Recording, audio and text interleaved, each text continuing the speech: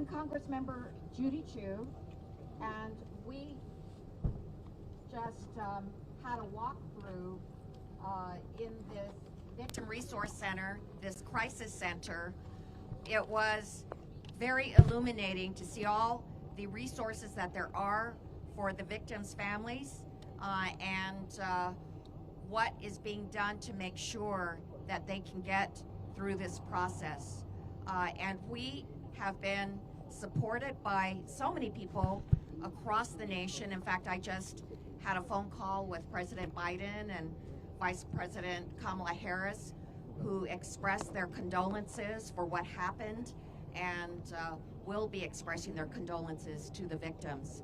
But we also have the honor of having Senator Alex Padilla here, who delayed his trip to Washington, D.C. just so that he could be here with us. So, Senator, if you could please say a few words.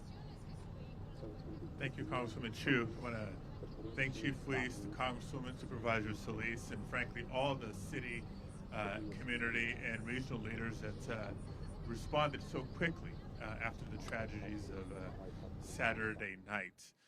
It's important to be here today to walk through this resource center for families and friends of the victims and frankly the community at large, because it's going to take a lot and it's going to take some time, but we know that the community is resilient and the community will rebound.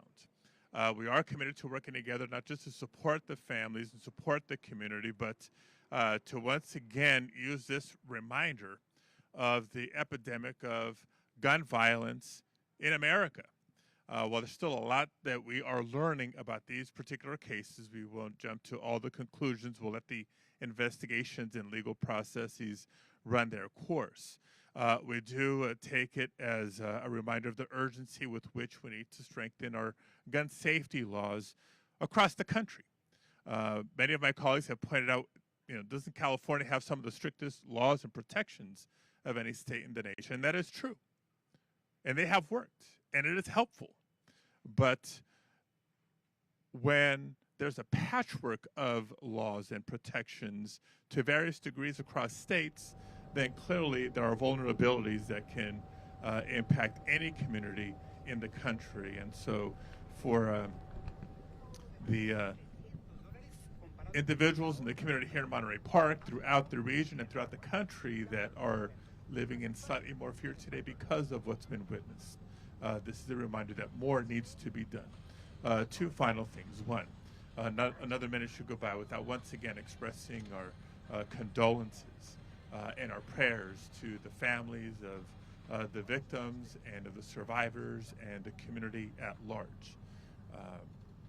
They should take heart in seeing their community leadership respond so quickly and work so well together. And last but not least, to call attention to some good news. Earlier this year, last year, Congress actually came together on a bipartisan basis. Representative Chu on the House side, myself on the Senate side, when we passed the Safer Communities Act, which does bring additional resources for mental health, does bring additional resources for crisis response for incidents like this. So it's part of our recognition that communities will need that support, not just in the immediate aftermath of a tragedy, but for the long term. But more needs to be done, whether it's on reducing the types of weapons that are found in communities across the country, access to those weapons, even when it's lawful. We cannot let mass shootings be the norm, not here in Monterey Park, not in California, not anywhere in the United States of America. And with that, let me introduce my friend and colleague, Los Angeles County Supervisor Hilda Solis.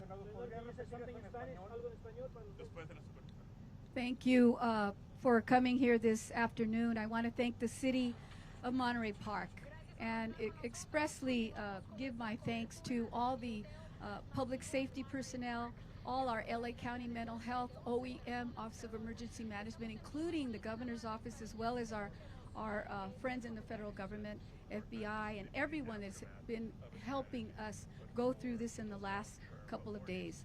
But I also want to be reminded that there are some special things to be thankful for. The community has come together. Many people are coming forward to provide initial support to many of our AAPI residents, many who are right now in solace and witnessing things that are unheard of. We know we have a lot of healing to do. The LA County will be here. Our mental health services are here on the ground, Office of Emergency Management, as well as our Red Cross, as well as our other secondary agencies. And again, I want to thank the City of Monterey Park. This senior center here stands as a symbol of welcoming for all immigrants.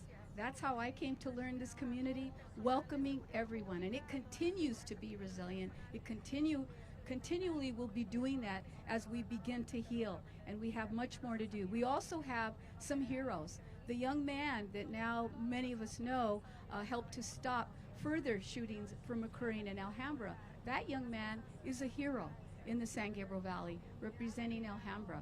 Those are things that we should also reflect on. In spite of someone's senseless motivations to try to kill people or shoot people, this individual did what many would probably never be able to do or imagine, but he saved so many more lives. So let's also think about that as we go through this process. Let us also, through the next few days, remember the families that have lost loved ones, as well as those that are recovering right now.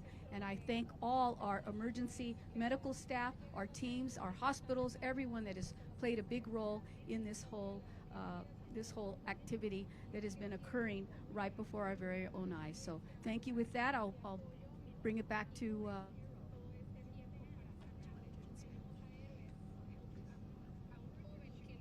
anybody in our group here. I know this is kind of impromptu, so okay, and then I'm going to have Matt talk about the center itself. Just briefly in Spanish, and then we'll hear more from the experts here on the center behind us. Brevemente en español, estamos aquí unidos con la comunidad estamos aquí, todos los líderes de la región, unidos, apoyando la comunidad de Monterey Park. Debido a la tragedia de este fin de semana, ofrecemos nuestros pensamientos, nuestras oraciones a las familias impactadas, a la comunidad en total, no solo aquí en Monterey Park, pero en comunidades similares en todas áreas del país, porque merecemos mejor que vivir en temor de violencia, de armas. Hay mucho que no sabemos todavía sobre los incidentes, las investigaciones siguen, pero lo que podemos contar es que nuestro apoyo no solo es de hoy, pero es de largo plano para ayudar a las familias y la comunidad de Monterey Park a sobrevivir, recuperar y de nuevo ser una comunidad tan fuerte como la conocemos. Muchísimas gracias. Estamos aquí, todos los líderes de la región, unidos, apoyando. All right. Good afternoon. My name's Jose Sanchez, and I'm the mayor pro tem. Actually, I'll be mayor in less than 2 days. I'm also a teacher here in this community, and so I know that this hits hard for a lot of our students. I know tomorrow I'll be going into the classroom, and that's going to be the first talk when I go in. How are we going to have this dialogue with our students? I know that many of our students are going to be coming from many different angles and places, but we just toured the Langley Center, and I was very proud of the work that they're doing in here to provide services for our community. Very proud of that. Tomorrow we're having a vigil here in front of the City Hall at 5:30, and I invite you guys to come out. I know that a lot of our community is coming together to, bridge and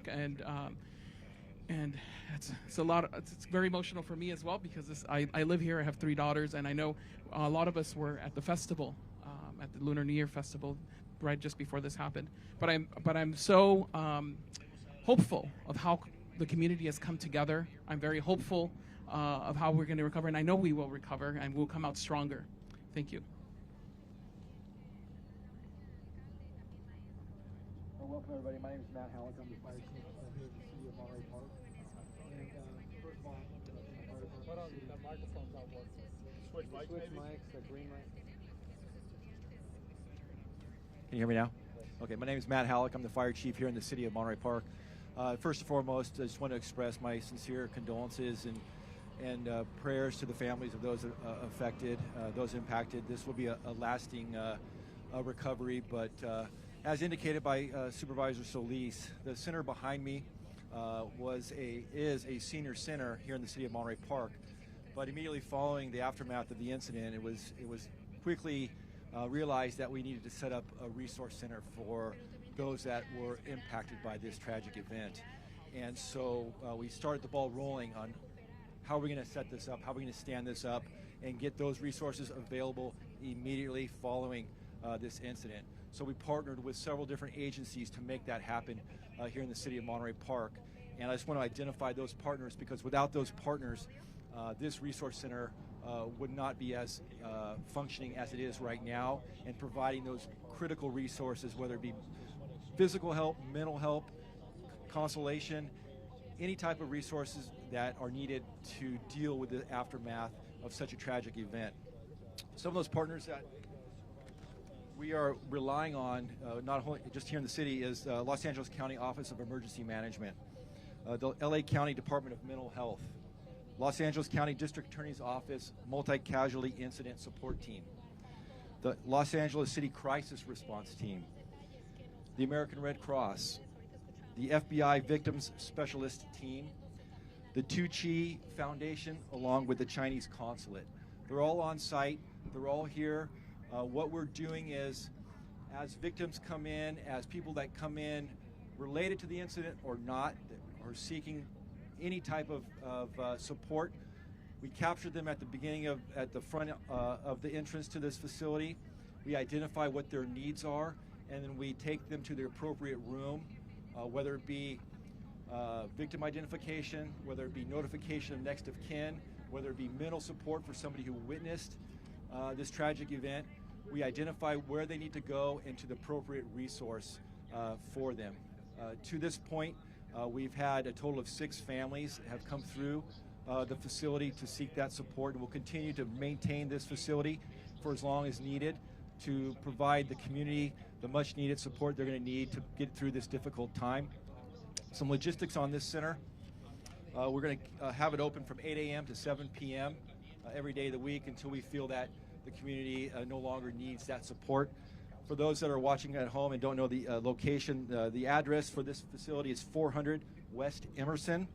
The phone numbers you can contact for additional information are 211 from your cell phone or landline, as well as area code 626-307-1388.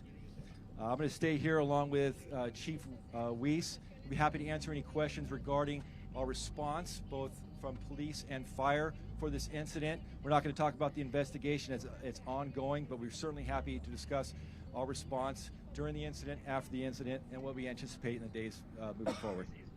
Do you guys have any update on the condition of the other victims, how everybody's doing? We're in contact as much as we can, but given the nature of the incident, information is limited. And so we're doing our best to get updates on the condition of those that were transported to our local area hospitals. I don't have that information current as of now.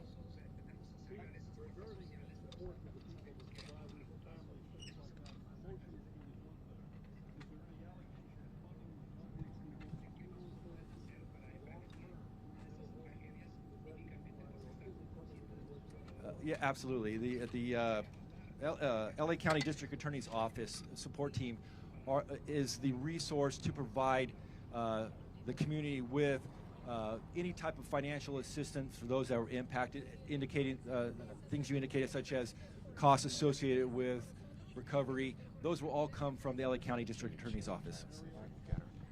Correct. Correct. Chief, you talked about yesterday young officers that made the initial entry into the venue. Have you done a further debrief with them? Have you learned anything more? And you expressed concern over their own emotional state, considering that a few have been on the job for a few months before they had this encounter. Right. That's a great question. Officer wellness at this point is my #1 concern. So I had 6 to 8 officers on duty last night, and when they returned to duty, we kind of wrapped our arms around them in briefing. We brought in professionals from the counseling team and ultimately sent them home. They weren't emotionally ready to come back to what they left, and we will continue to provide them with support. I want them to have long careers. I want them to be whole. And the only way to do that is to talk about what they saw, the trauma they saw, and let them know that there are other people that are in their shoes and that they can recover from this. And that's what I'm doing. That's one of my biggest concerns right now. And I'm doing it with every single person that was on duty, whether they're in dispatch, whether they were out in the field. That's who I'm concentrating on right now. Chief, I know that the purpose of the... Have you learned anything more about the timeline? No, the timeline is still, I haven't reviewed any body-worn camera or anything like that. That's all part of the evidentiary process. I'm not at that point. At some point, I will conduct a debriefing with everybody present because we learn from those things.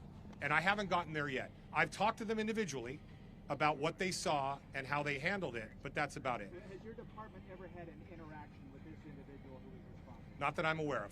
Chief, No. I know the purpose of this is to talk more about the support for the victims, but in case we don't get an opportunity to talk to you later, I mean, the question of motive is what everybody is asking. What more can you tell us about what you've That's learned? part of if the anything? criminal investigation, and quite honestly, I believe they're still looking into that, and I would refer that to the 2:30 conference today with the sheriff. I'll be there, Okay. but Sheriff Luna is going to talk about what they may have discovered within the last 12 or 14 hours. What do you want to know? I don't know. Honestly, I do not know. I mean, Chief, what is it that you want to find out? I mean, you're the chief of Well, this community. I think we all want to find out why. We all want answers to questions that we may never have answers to. That's kind of the enigma of this. I know that my individual officers would like to know why. I know the families want to know why. The why is a big part of this. The problem is we may never know the why, and we have to work past that. A lot of times people leave behind Yeah, they leave behind a writings, note. messages. Can you share whether any of I that don't was know if recovered? he did that or not. And quite honestly, I haven't been briefed yet about what they found during the executed search warrants. At some point, we'll probably have a fragmented why, but I don't know if we'll ever have the full story.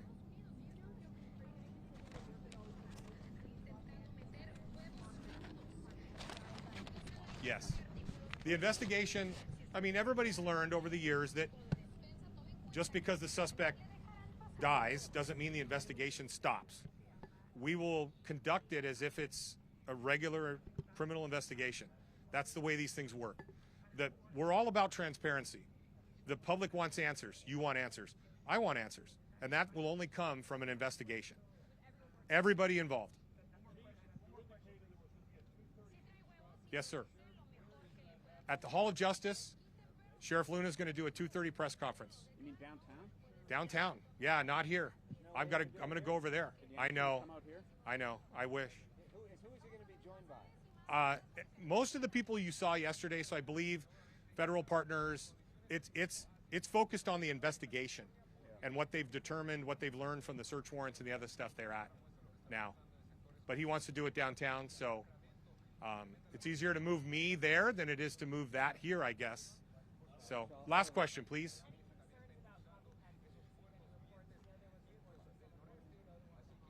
There was. We investigated that, and we're looking into that. There hasn't been any. It's always a concern of ours.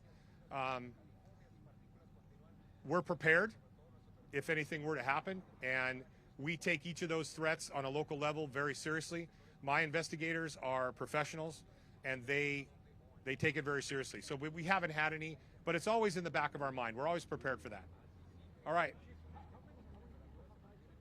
11. There are 11 people have died because of this incident so far. So, not counting the suspect. I'm not counting him. All right. Thank you very much, everyone.